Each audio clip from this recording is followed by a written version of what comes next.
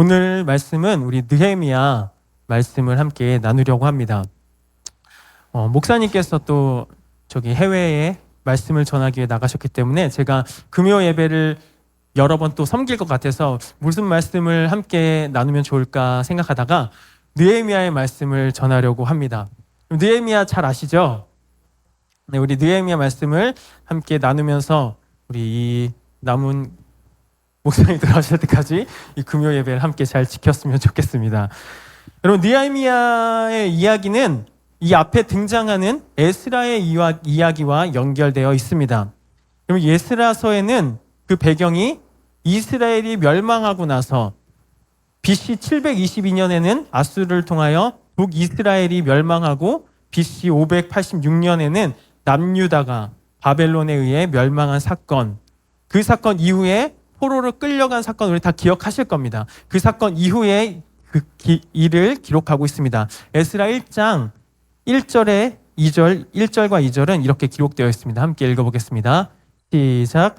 바사왕 고레스 원년에 여호와께서 예레미야의 입을 통하여 하신 말씀을 이루게 하시려고 바사왕 고레스의 마음을 감동시키심에 그가 온 나라에 공포도 하고 조서도 내려 이르시되 바사왕 고레스는 말하노니 하늘의 하나님 여호와께서 세상 모든 나라를 내게 주셨고 나에게 명령하사 유다 예루살렘의 성전을 건축하라 하셨나니.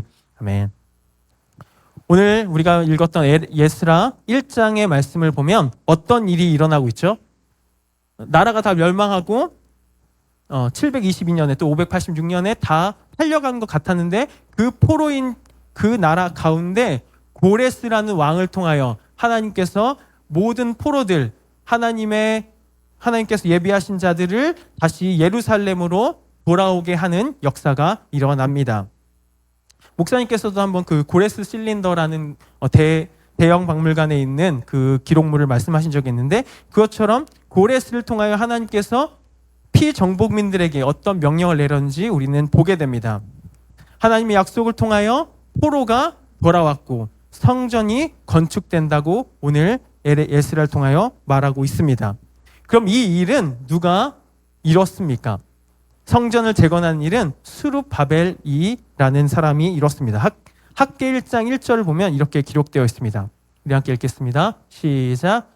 다리오 왕 제2년 6째 달 곧 그 달 초하루에 여호와의 말씀이 선지자 학계로 말미암아 스알디엘의 아들 유다 총독 스룹바벨과 대제사장 여호수아에게 임하니라. 이르시되. 아멘. 오늘 에스라를 우리가 다루는 건 아니지만 이 말씀, 에스라의 말씀에서 어떤 일이 일어납니까? 포로들이 다시 이스라엘로 돌아오고 그곳 가운데 스룹바벨을 필두로 5만 명이 되는 이스라엘 백성들이 돌아옵니다. 그리고 그곳에 무엇이 재건됩니까? 성전이 무슨 일이 있었나요? 갑자기 다 웃으셔가지고. 성전이 재건되고 있습니다. 여러분, 이제 이스라엘의 성전이 재건되었습니다. 우리가 지금 보려고 하는 느헤미야의 말씀은 성전이 재건된 이후의 말씀입니다. 성전이 재건되고 그것에서 그치는 것이 아니라 하나님께서는 에스라라는 학자를 통하여 그곳에 하나님의 말씀을 가르치게 하시고 모세의 율법을 전하게 하십니다. 에스라 7장 6절을 한 번 더 찾아보겠습니다. 한번 읽어보겠습니다. 시작. 이 에스라가 바벨론에서 올라왔으니 그는 이스라엘의 하나님 여호와께서 주신 모세의 율법에 익숙한 학자로서 그의 하나님 여호와의 도우심을 입음으로 왕에게 구하는 것을 다 받는 자이더라. 아멘. 하나님께서는 성전을 이스라엘에 세우셨을 뿐 아니라 그곳에서 에스라를 통하여 무엇이 회복되게 하셨습니까? 말씀이 회복되게 하셨습니다. 다시 말해서 이스라엘은 희망 없이 소망 없이 다 멸망한 줄 알았는데 하나님께서 그 나라의 고레스 왕을 통하여 이스라엘 백성들을 다시 이스라엘로 보내셨고 그들을 통하여 성전이 재건되고 그 성전에서 무엇이 전파되고 있습니까? 말씀이 전파되고 있다. 이것이 에스라의 말씀이고 이것이 우리가 이제 읽으려고 하는 느헤미야의 배경이 되는 말씀입니다. 여러분 이제 이해가 되시죠? 느헤미야의 말씀이 어떤 배경이겠구나 우리가 이해할 수 있습니다. 여러분 근데 저희가 이 말씀을 보면서 재미있게 생각되는 것은 여러분 스룹바벨이 성전을 재건했습니다. 맞죠? 스룹바벨이 성전을 재건했을 때 에스라는 어디 있었습니까? 에스라는 어디 있었죠? 에스라는 같이 가지 않았습니다. 그렇죠? 그리고 오늘 말씀에 느헤미야는 어디 있었습니까? 같이 갔습니까? 같이 가지 않았죠. 여러분, 스룹바벨이요, 이스라엘 향하여 성전을 재건하러 떠납니다. 그때 이제 고레스가 뭐라고 이야기하죠? 가고자 하는 자는 모두 가라고 말합니다. 그러면요, 여러분, 그래도 에스라 정도 되는 사람은 쫓아가야 되지 않습니까? 저 혼자 그렇게 생각합니까? 네, 여러분도 한번 생각을 해보십시오. 에스라, 그래도 내가 말씀의 완전 학자로서 모세의 율법에 완전 내가 아는 진짜 그런 사람이라면 그래도 쫓아가야 되는 게 맞는 것 같지 않습니까? 또는 여러분, 오늘 우리가 읽어볼 느헤미야라는 사람은 또 하나님의 나라에 대한, 또 하나님의 그 말씀에 대한 충심이 있고 그 마음에 중심이 있는 사람이었습니다. 그럼 그런 집안의 사람이라면, 사실 시대가 조금 다르지만 그의 부모님이나 그의 조부모님은 쫓아갈 법도 하지 않았습니까? 그런데 오늘 성전 재건하는 그 영광스러운 일에, 성전을 재건하는 그 위대한 하나님의 업적에 스룹바벨이 갔을 때 누구는 가지 않았습니까? 에스라는 가지 않았어요. 누구는 가지 않았습니까? 느헤미야도 가지 않았다는 것을 우리는 재미있게 보게 됩니다.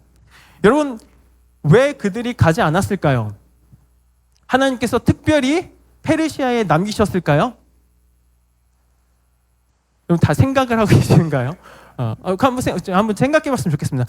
하나님께서 특별한 그들의 계획이 있으셨기 때문에, 그래, 에스라에게는 뭔가 하나님께서 말씀하신 거예요. 너는 일단 떠나지 말고 기다려봐라 하셨을까요? 아니면 느헤미야에게는 너희 가족은 이 나라를 지키다가 내가 100년 후에 너를 통하여 성벽을 재건하려 하셨을까요? 그러지 않으셨을 거예요. 않으셨고, 왜 성경에도 그렇게 기록되지 않고 그렇게 찾아볼 수가 없습니다. 한 가지 우리가 유추할 수 있는 사실은 뭐 여러 가지가 있겠죠. 갈 상황이 안 됐을 거예요. 뭔가 환경적으로 가기 좀 그랬거나, 아니면 그 성전을 재건하러 가자고 했을 때 그것이 100% 동의되지 않았을 수도 있습니다. 아니면 또 내가 그곳에 가기에 지금 내가 해야 될 일들이 많다고 생각했을 수도 있습니다. 이게 더 성경에 맞는 해석일 것입니다. 엄청난 사건. 네, 엄청난 사건. 스룹바벨이 하나님의 성전을 재건하는 그 사건에 누군가는 동의되지 않는 사람도 있고요, 누군가는 가기 꺼려하는 사람도 있을 거고, 누군가는 그 일을 지금은 못하는 상황인 사람들도 있었을 것입니다. 그런데 중요한 것은 그들이 그 남겨진 삶의 자리에서 뭘 했나요? 최선을 다해 살았다는 사실을 우리를 기억해야 합니다. 여러분, 에스라는요, 그곳에 남아서 하나님의 말씀을 연구하고 하나님의 말씀을, 율법을 배우고 나누고 전하는 일에 최선을 다했던 모습을 우리는 보게 됩니다. 또 느헤미야는 어땠습니까? 느헤미야는 그가 맡은 일에 최선을 다해서 그 나라의 어떤 사람이 됐습니까? 관원이 됐다고 성경이 기록하고 있습니다. 여러분, 우리가 오늘 기억해야 될 첫 번째 거는 우리에게는 누구나 하나님께서 허락하신 삶의 자리가 있다는 것을 우리는 기억해야 합니다. 여러분, 우리가 대단한 일이 있을 때에, 하나님의 영광을 보는 어떤 대단한 사건이 있을 때 우리는 누구나 다 그 사건을 봐야 될 것 같고, 그 사건에 우리가 동참해야 될 것 같고, 그 사건에 우리가 하나로, 한 마음으로 가야 될 것 같지만 하나님은 그렇게만 일하지 않으신다는 거예요. 하나님께서는 모든 사람에게 삶의 자리를 주셨고, 그 삶의 자리에서 충성하고 그 삶의 자리에서 최선을 다하는 것을 하나님이 원하실 때도 있다는 사실을 우리는 기억해야 합니다. 여러분, 왜 이 일이 중요하냐면요, 우리 느헤미야 1장을 한번 읽어보겠습니다. 느헤미야 1장입니다. 1장 1절입니다. 읽어보겠습니다. 시작. 하갈의 아들 느헤미야의 말이라. 아닥스다스 왕 제20년 기스로월에 내가 수산궁에 있는데. 네. 요한 목사님께서 이 말씀 설교하신 적이 있는데, 이 수산궁에 있을 때 그 노량진 수산시장이 아니라고 한번 말씀을 하셨던 말씀이 있더라고요. 수산궁이라는 것은 페르시아의 정치적으로 굉장히 중요한 위치였습니다. 근데 이곳에 지금 누가 있습니까? 느헤미야가 머물러 있다고 기록되어 있습니다. 그럼 느헤미야의 직업은 뭐였나요? 11절에 이렇게 기록되어 있습니다. 11절 같이 읽겠습니다. 시작.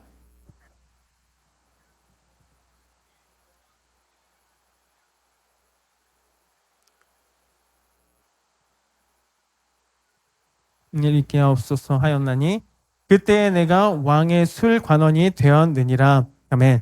여기서 그때에 내가 왕의 술 관원이 되었느니라라고 기록되어 있는 이 말은 내가 은혜를 입게 하옵소서 했더니 술 관원이 됐다는 이야기가 아니라 이것은 이 히브리어에서는 칼 완료형으로 쓰고 있는데 그것은 이미 나는 술 관원이었어. 그때에 나는 이미 술 관원이었습니다. 라고 기록되어 있는 거예요. 그러니까 지금 느헤미야는 수산궁에 거주하는 굉장히 높은 술 관원은 지금으로 얘기하면 뭐 비서실장 정도 되는 비서실장 그 이상의 직책을 갖고 있는 그런 중책의 사람이라는 것을 보게 됩니다. 여러분 느헤미야에게 주어진 이 삶의 자리에서 느헤미야는 최선을 다했다는 사실을 알게 됩니다. 왜냐면요 느헤미야가 얼마나 자신의 일에 충성했고 자신의 일에 최선을 다했으면 왕에게 구하면 어떻게 했습니까? 왕이 그 일을 도와줄 정도로 모든 걸 맡길 정도로 그렇게 최선을 다했다는 사실을 보게 됩니다. 여러분 우리가 보게 되었던 스룹바벨 또한 그의 원래 직책이 무엇이었습니까?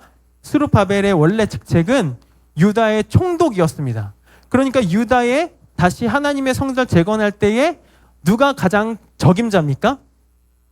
누가 적임자입니까? 유다의 총독, 유다를 그래서 지금 다스리고 있는 그 사람이 적임자 아닙니까? 그러면 말씀을 가르쳐야 될 땐 누가 적임자입니까? 에스라죠. 왜요? 에스라가 그 일에 최선을 다했기 때문에. 여러분 오늘 우리의 삶의 자리가 하나님이 쓰시는 삶의 현장인 줄 믿습니다.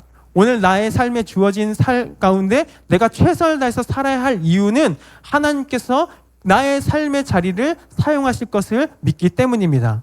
여러분 우리가 단순히 스룹바벨, 에스라, 느헤미야 이런 거국적인 일을 한 사람만 보는 게 아니라 여러분 하나님이 모세를 부르실 때 모세는 무엇을 하고 있었죠? 광야에서 양을 치고 있었습니다. 광야에서 양 치는 시간은 허무하고 의미 없는 시간이었습니까? 40년이라는 시간을 그 광야에서 양을 치던 그 시간은요 허무하고 낭비되고 아무 쓸모없는 사건이 아니라 그 일을 통하여 앞으로의 그 40년간 광야에서 이스라엘을 이끌어야 될 그 지도자로서 그 목자로서 그 길 잃은 양과 같은 이스라엘을 인도하는 목자로서 역할을 하는 그런 중요한 자리가 된 줄 믿습니다. 또 누가 있습니까? 여러분 다윗이 골리앗을 어떻게 이겼습니까? 군사훈련을 했나요? 아니죠. 네. 그럼 어떻게 이겼어요? 하나님의 이름으로 이겼습니다. 하나님의 이름으로. 여러분 아멘. 좋습니다. 여러분 다윗이 골리앗을 이길 수 있었던 중요한 이유는 무엇입니까? 그가 목자의 일에 충성되고 충실했기 때문 아닙니까? 양을 지키기 위해서 사자가 찾아와도 곰이 다가와도 나는 목자의 일에 충성하고 최선을 다했기 때문에 골리앗을 이길 수 있었다는 사실은 우리를 기억하기 소망합니다. 여러분에게 주어지신 그 삶의 자리가 하나님이 반드시 사용하실 삶의 자리임을 믿기를 소망합니다. 여러분 제가 여러 번 설교할 때 이야기했지만 저는 회사를 좀 다녔습니다. 회사를 다닐 때 저는 원치 않았지만 행정을 배우고 뭔가 이런 뭔가 문서를 만들고 막 컴퓨터를 하는 일을 많이 하게 됐어요. 그 일을 할 때 제가 야 진짜 보람차다. 나는 나중에 10년 뒤 회사를 그만두면 이 일을 통하여 하나님이 쓰실 거야라고 생각했을까요? 아이고 의미 없다. 아이고 이거 뭐 하는 일인가? 나 이렇게 하려고 내가 회사를 들어왔나? 그리고 저는 점점 하나님의 일과는 멀어졌다고 생각했어요. 그래서 나중에는 어떻게 생각했냐면 그래 그냥 사람들 다 이렇게 사는 거지 이러고 살았다고요. 그런데 시간이 지나서 제가 또 하나님의 은혜로 사역을 하게 되고 또 어떤 단체를 들어갔는데 제가 했던 그 행정일과 그 문서를 만든 일이 굉장히 유용하게 또 이걸 안 배웠으면 어떻게 했을까 걱정될 정도로 쓰임받고 있다는 사실을 저는 보게 됩니다. 여러분, 여러분의 삶의 자리가 허무하십니까? 나도 그 거국적인 일에 참여해야 되는데 나도 성전 재건하는 일에 그 영광스러운 일에 가야 되는데 내 상황이 아닌 것 같다. 나는 이 삶의 자리에 지금 머물게 하신 이유가 무엇일까? 왜 나는 그 거국적인 일에 마음이 동하지 않지? 왜 나는 이 초라해 보이는 삶의 자리에 있지? 여러분, 그 자리가 하나님이 반드시 사용하는 자리인 줄 기억하시길 소망합니다. 그럼 하나님이 반드시 여러분을 사용하십니다. 우리 함께 따라해 볼까요? 내 삶의 현장을 하나님이 사용하십니다. 내 삶의 현장을 하나님이 반드시 사용하실 줄 믿습니다. 오늘 우리가 말씀을 통하여 첫 번째, 우리에게는 삶의 현장이 있음을 기억한 여러분을 소망합니다. 느헤미야가 그 거국적인 일에 참여하지 않은 것 같았지만 그의 삶의 자리에서 최선을 다하고 사회에서 인정받고 그의 상사에게 칭찬받는 자리에 가게 된 이유는 그것을 통하여 하나님이 그를 쓰실 수 있었던 계기인 줄 믿습니다. 여러분의 삶의 자리는 하나님이 허락하신 줄 믿습니다. 그리고 하나님이 사용하실 줄 믿습니다. 여러분에게 맡기신 이가 그 일을 통하여 하나님의 일을 이루실 줄 믿습니다. 그러니까요, 뭐가 중요한 거냐면 어떤 대의가 있고, 그렇죠? 하나님이 우리가 볼 때 너무 영광스럽고 대의가 있을 때 무조건 따라가야 옳은 게 아니라는 사실이에요. 우리가 이걸 기억하기 원합니다. 그럼 하나님이 말씀하신, 목사님께서 자주 이야기하시잖아요. 하나님께서 우리를 끌고 가신다? 끄덕끄덕 하셨나요? 하나님 우리 끌고 가신다? 아니죠. 뭐라고 하셨나요? 우리 마음을 설명 시리즈 다시 한번 우리 마음에 감동을 주셔서 하나님의 슬픔을 보게 하시고 우리의 마음을 감동시켜 설득하셔서 가게 하신다고 말씀하셨지만 난 설득이 안 될 수 있어요. 그렇죠? 제가 많이 생각했어요. 여러분, 목사님이 선포하시면 여러분 100% 다 설득이 되시나요? 되셔야 돼요. 알았죠? 되셔야 합니다. 그런데요, 진짜로 내 상황이 아닐 수도 있잖아요. 네, 내 상황이 아닐 수도 있고 난 동의가 안 될 수도 있고 저 말이 맞는데 내 마음이 막 따라가지지가 않아요. 그런 상황이 있을지라도 하나님은 내 삶의 자리에 집중하고 있다는 사실을 여러분 기억하시기 소망합니다. 하나님이 여러분의 삶의 자리에서 어떻게 생활하고 있는지 그 일을 통하여 하나님의 일을 점진적으로 이뤄가시는 하나님의 위대함을 우리가 함께 보기를 소망합니다. 특별히 이런 삶의 자리를 오늘 느헤미야도 강조하고 있습니다. 우리가 오늘 첫 번째 기억해야 될 거 뭐라고요? 우리에게 삶의 자리가 중요합니다. 다시 한번 따라해볼까요? 우리에게 삶의 자리가 중요합니다. 느헤미야도 이 사실을 이야기해주고 있습니다. 여러분, 성전이 재건되고 예배가 회복된 다시 소망이 싹트기 시작한 그 이스라엘에도 삶의 자리가 시작됐습니다. 그 삶의 자리를 느헤미야가 궁금해하고 있습니다. 우리 1장 2절 3절을 보겠습니다. 느헤미야 1장 2절과 3절입니다. 함께 읽겠습니다. 시작.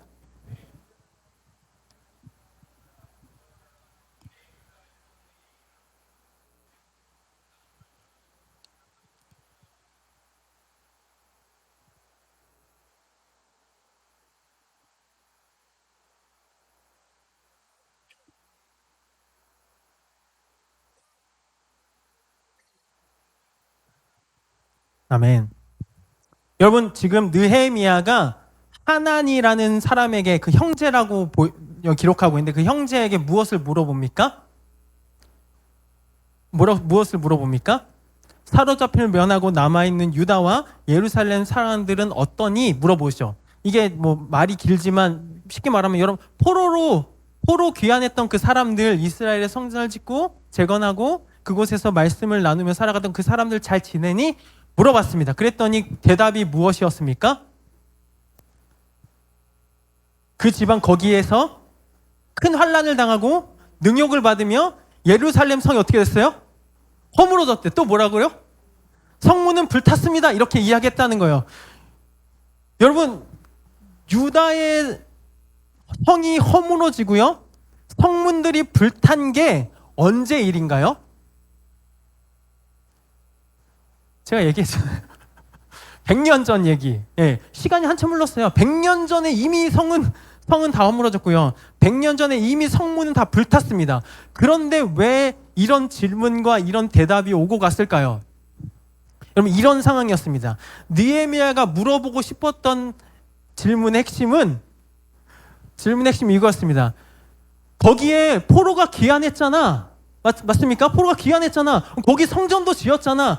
그리고 에스라가 가서 13년 전에 말씀도 막 회복됐다고 하던데 거기 괜찮아? 잘 지내고 있어? 그럼 뭘 기대했을까요? 기쁜 소식. 그래도 성전이 지어지고 그곳에서 예배가 막 엄청나더라. 예배가 뭐 기쁨의 교회 예배 같더라. 막 이런 말씀을 기대했겠죠. 그런데 대답이 뭐였습니까? 백성들이 거기 포로 귀환했던 그 사람들이 환난을 당하고 있어. 환난만 당합니까? 능욕을 당하고 있어. 또 뭐요? 성이 어떻게 됐어요? 허물어졌고 성문이 불탔어. 이게요. 그냥 여기는 또 제가 이런 히브리어에는 현재형이라는 게 있는데, 현재형은 어떤 그 움직임을 나타내기보다, 그러니까 어떤 사건의 동적인 상황보다 그 상태를 중심으로 볼 때 쓰는데, 그럼 다시 말해서 이런 거예요. 성문은 허물어진 상태로 아직도 있어. 성문은 불타 있는 상태로 그대로 있어.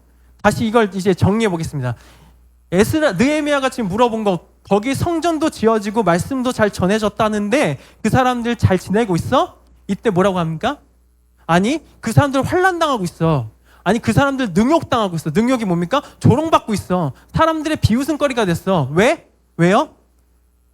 아직도 여전히 성문이 불타있고 아직도 여전히 그곳에 성은 무너져 있기 때문이라는 거예요. 여러분, 그곳에 뭐가 없습니까?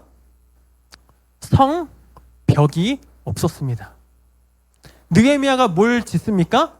성벽을 재건하는 일을 하죠. 여러분, 왜 이스라엘 백성들이요 환난을 당하고 왜 이스라엘 백성들이 능욕을 당합니까? 뭐가 없기 때문에? 성벽이 없기 때문에. 성벽이 없으니까요 외부에서 자꾸 환난이 쳐들어오는 거예요. 막 이방인들이 막 들어오는 거예요. 그래서 막 어지럽게 하는 거예요. 그뿐만 아니라 왜 능욕을 당합니까? 말씀 한번 찾아보겠습니다. 에스라 9장입니다. 에스라 9장. 읽어보겠습니다. 시작. 이 일 후에 방백들이 내게 나와 이르되 이스라엘 백성과 제사장들과 레위 사람들이 이 땅 백성들에게 떠나지 아니하고 가나안 사람과 헷 사람들과 브리스 사람들과 여부스 사람들과 암몬 사람들과 모압 사람들과 애굽 사람들과 아모리 사람들의 가증한 일을 행하여 그들의 딸을 맞이하여 아내와 며느리로 삼아 거룩한 자손이 그 지방 사람들과 서로 섞이게 하는데 방백들과 고관들이 이 죄에 더욱 으뜸이 되었다 하는지라. 아멘. 여러분, 왜? 성벽이 없는 게 왜 중요했습니까? 아니, 성벽이 없으니까, 그 땅을 보호하는 경계가 없으니까 이방인들이 그냥 쳐들어와서 뭔가 뺏어가는 건 괜찮은데 어떻게 되고 있다는 거예요? 그들이 하나님이 싫어하는 가증한 일들을 행했다고. 이방인들과 결혼해서 자녀를 낳고 우상이 들어오고 우상을 섬기고 이런 가증한 일이 그냥 조금 일어난 게 아니라 모든 전 이스라엘을 그렇게 만들었고 거기에 방백들과 고관들이 그 일에 으뜸이 되었다고 지금 에스라 마지막 장면에 기록하고 있다고요. 성전은 아름답게 지어졌고 그곳에 하나님 말씀이 선포된 에스라의 말씀 회복 운동이 있었는데도 불구하고 그곳에 뭐가 없으니까 이런 일이 일어납니까? 성벽이 없으니까. 여러분, 이 성벽이 단순히 어떤 치안의 문제, 안전의 문제가 아니라요 그들의 영적인 상태를 보호하지 못하고 있음을 보여준다고요. 여러분, 우리 따라해 보겠습니다. 내 삶의 자리에 성벽이 필요합니다. 내 삶의 자리에 성벽이 필요합니다. 여러분 삶의 자리에 성전이 있으십니까? 여러분 삶에 예배가 있으십니까? 여러분 삶에 거룩한 경계가 있으십니까? 내 삶의 자리에 내 삶을 보호하고 있는 거룩한, 외부에서 나를 흔들지 못하는, 사단의 권세가 나를 흔들지 못하는, 마귀가 나를 어떻게 하지 못하는 그 경계가 나에게 있으십니까? 오늘 느헤미야가 보여주고 있는 건 그게 필요하다는 거예요. 우리 삶의 자리에 성전은 있는 것 같고 성전에서 예배하는 하나님의 말씀은 있는 것 같은데 내 삶에 경계가 없어서 끊임없이 환난을 당하고 끊임없이 능욕을 당하고 끊임없이 조롱을 당하는 그런 삶이 지금 이스라엘의 상황이라는 겁니다. 여러분 삶에 경계가 있길 소망합니다. 여러분 삶에 거룩한 성전, 거룩한 예배, 거룩한 경계가 세워지길 소망합니다. 여러분 이 성벽이 있어야 한다는 것을 신약의 많은 사도들이 이야기해주고 있습니다. 우리 에베소서 4장 한번 보겠습니다. 에베소 4장 27절 읽어보겠습니다. 시작. 마귀에게 틈을 주지 말라. 아멘. 마귀에게 어떻게 하지 말라고요? 틈을 주지 말라고. 틈을 주지 말라고. 마귀가 들어와서 막 해집고 다니지 못하게 틈을 주지 말라고 써 있습니다. 갈라디아서 5장 13절에 이렇게 써 있습니다. 읽어보겠습니다. 시작. 형제들아 너희가 자유를 위하여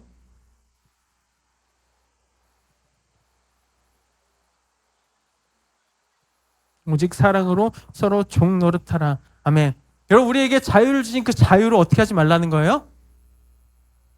육체의 기회를 삼지 말라고요. 하나님께서 자유를 주신 걸 가지고 우리가 막 살지 말라는 거예요. 우리 삶에 경계가 필요하다고 얘기해주고 있습니다. 마지막으로 로마서 6장 12절부터 15절까지 읽어보겠습니다. 로마서 6장 12절부터 15절까지 읽어보겠습니다. 시작. 그러므로 너희는 죄가 너희 죄를 주배하지 못하게 하여 몸의 사욕에 13절. 또한 너희 지체를 불의의 무기로 죄에게 내주지 말고 오직 너희 자신을 죽은 자 가운데서 다시 살리는 자 같이 하나님께 드리며 너희 지체를 의의 무기로 하나님께 드리라. 죄가 너희를 주장하지 못하리니 이는 너희가 법 아래 있지 아니하고 은혜 아래 있음이라. 그런즉 어찌하리요? 우리가 법 아래 있지 아니하고 은혜 아래 있으니 죄를 지으리요? 그럴 수 없느니라. 아멘. 여러분 은혜가 여러분의 죄를 사한 줄 믿습니다. 믿으십니까? 그럼 이제 우린 자유롭게 살아도 됩니까? 그럴 수 없느니라고 고백하고 있습니다. 우리가 이제 예배도 있고 성전도 있고 하나님의 은혜로 우리가 회복됐으니까 이제 우리에겐 경계가 필요 없습니까? 그럴 수 없느니라. 여러분 우리 안에 우리가 더 이상 죄를 지어도 괜찮습니까? 그렇지 않습니까? 괜찮지 않다고 오늘 기록되고 있어요. 왜 괜찮지 않냐면 예수님의 보혈의 은혜가 우리를 죄짓지 않게 할 자유를 주셨기 때문입니다. 아멘. 우리가 왜 죄를 지어도 괜찮지 않냐면 그것 때문에 죽어서가 아니고 그것 때문에 우리가 벌을 받아서가 아니라 예수님의 보혈이 그 능력의 보혈이 우리를 씻어주셔서 우리가 죄를 안 지을 수 있다니까요. 아멘. 그렇기 때문에 우리가 죄 아래 있을 수 있습니까? 그럴 수 없느니라 고백하고 있는 거예요. 우리 삶에 왜 경계가 필요합니까? 그 경계를 통하여 우리 삶을 지킬 수 있기 때문입니다. 믿으십니까? 결론적으로 이렇게 이야기하고 있습니다. 로마서 6장입니다. 6장 19절. 이제 아까 우리가 읽었던 결론입니다. 시작. 너희 육신이 연약함으로 내가 사람의 예대로 말하노니 전에 너희가 너희 지체를 부정과 불법에 내주어 불법에 이른 것 같이 이제는 너희 지체를 의에게 종으로 내어주어 거룩함에 이르라. 아멘. 우리에게 주신 그 은혜를 통하여 우리가 거룩함의 자리로 나아가야 할 줄 믿습니다. 우리가 단순히 그냥 오늘 받은 은혜, 날 살리신 그 하나님의 사랑에 그냥 거기 머물러 있는 건 머물러 있는 게 아니라 그것은 우리를 죄에게 넘겨준 일이고 그것은 우리를 부정의 불법의 도구로 내어준 일인 줄 우리가 알기 소망합니다. 그렇기 때문에 우리는 우리의 지체를 의에게 종으로 내주어 거룩함에 이르게 할 줄을 믿습니다. 여러분 이제 우리가 무슨 이야기를 나눴나요? 우리 삶에 뭐가 중요합니까?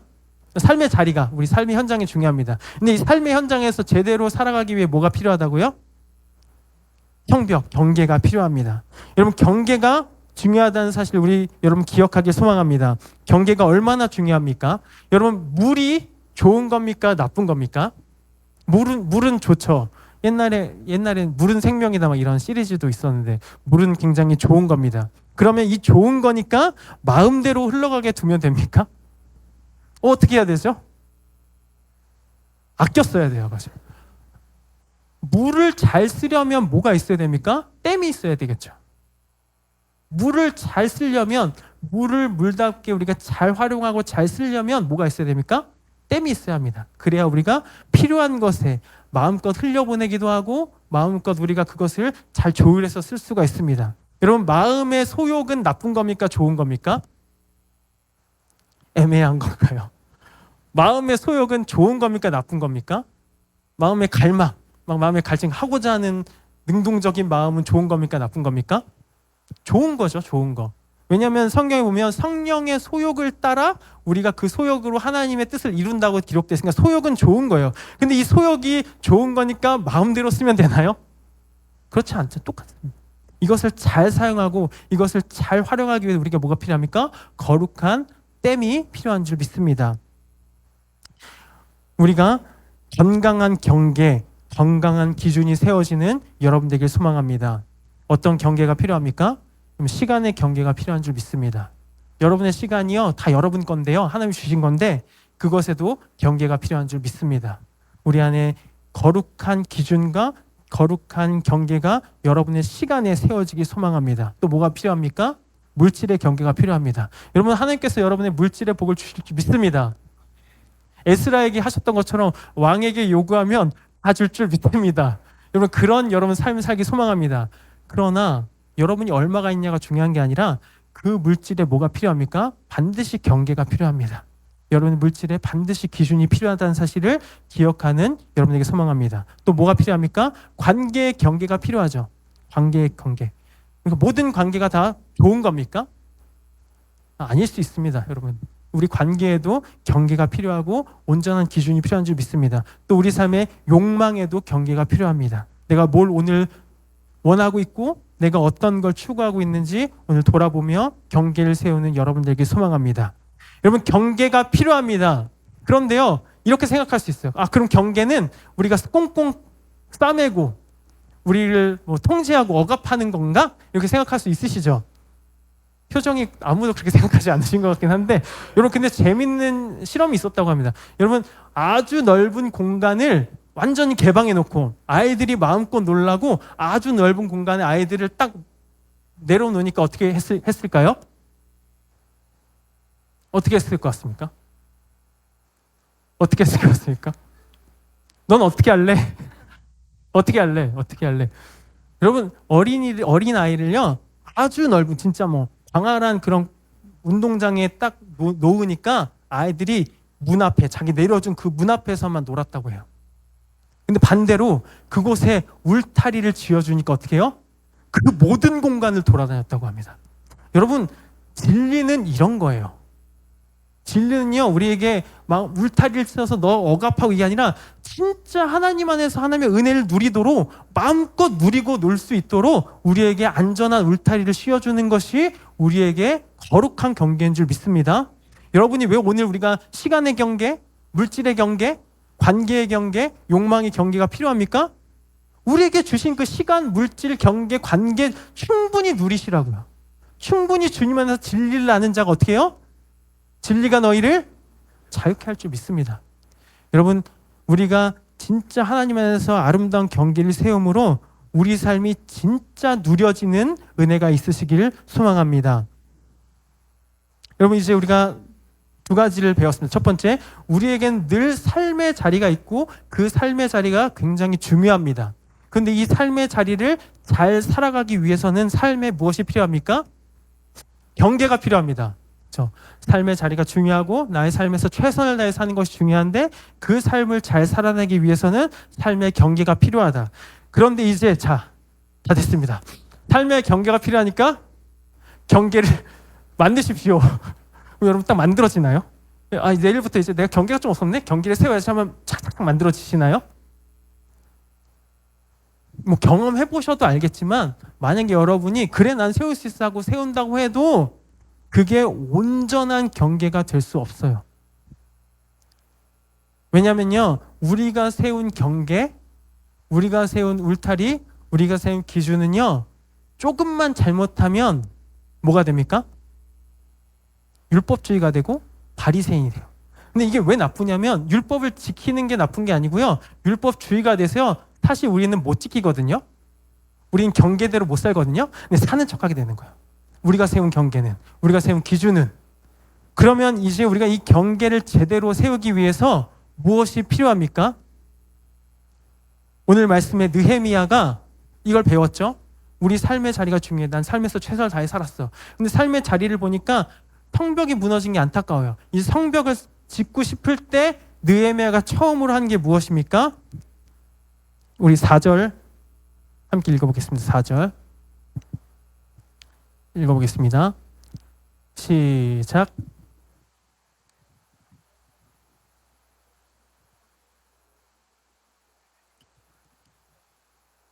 아멘. 무엇이 필요합니까?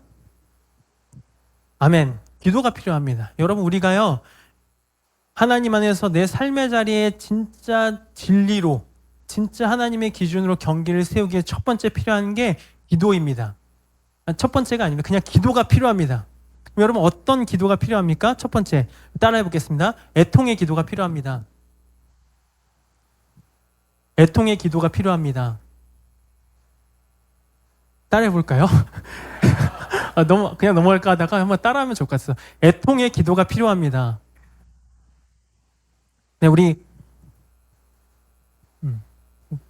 오늘 느헤미야는요, 어떻게 기도하고 있습니까? 그냥 이제 우리 경계가 필요하네, 성벽이 필요하네. 하나님, 제가 성벽 짓겠습니다. 또는 성벽 짓게 도와주세요라고 기도하지 않았다는 거예요. 어떻게 기도했습니까? 우리 다시 한번 4절을 읽어보겠습니다. 내가 이 말씀을 듣고 앉아서 울고 수일 동안 슬퍼하며 하늘의 하나님 앞에 금식하며 기도하여. 아멘. 애통하며 슬퍼하며 기도했다는 거예요. 왜 슬펐을까요? 왜 슬펐을까요? 너무 간단하지 않습니까? 아니, 내가 기대했던 게 뭡니까? 이스라엘의 성전이 지어지고 그곳에 예배가 회복되면 사람들이 아주 아름다운 모습으로 하나님 원하시는 그 나라의 모습일 줄 알았는데, 물어보니까 실제는 어땠어요? 죄가 만연한 그 땅이 너무 어땠어요? 슬펐습니다.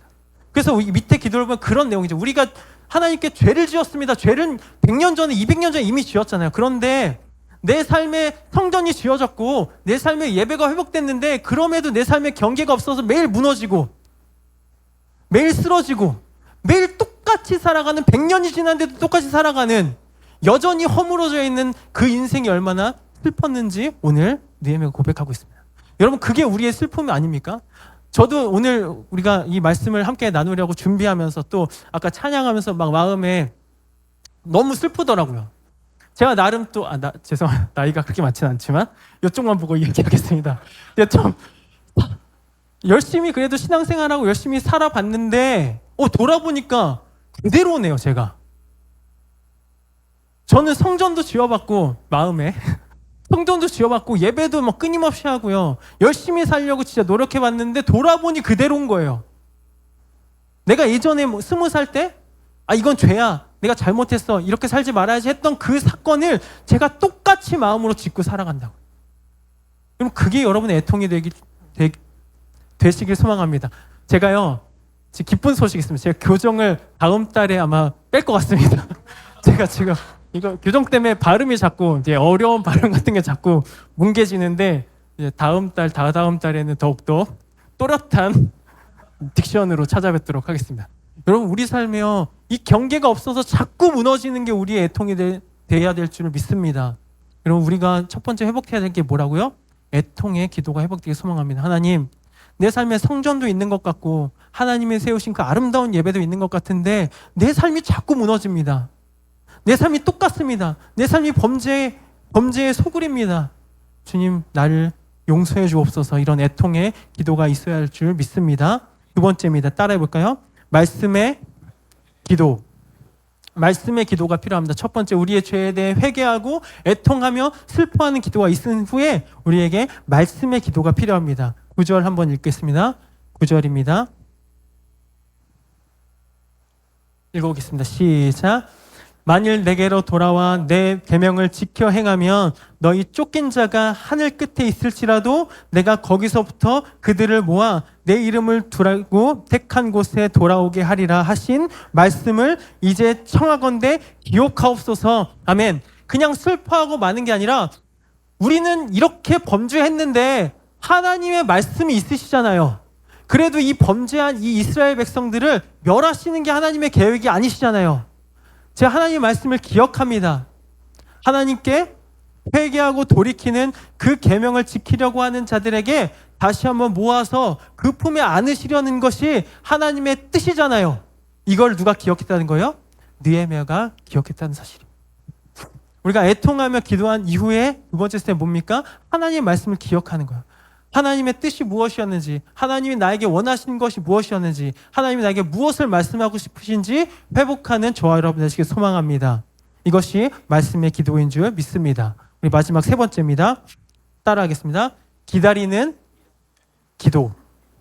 기다리는 기도. 첫 번째, 우리 애통했습니다. 그리고 하나님의 말씀을 다시 붙잡는 말씀의 기도를 했습니다. 그리고 어떻게 하냐면 기다려야 합니다.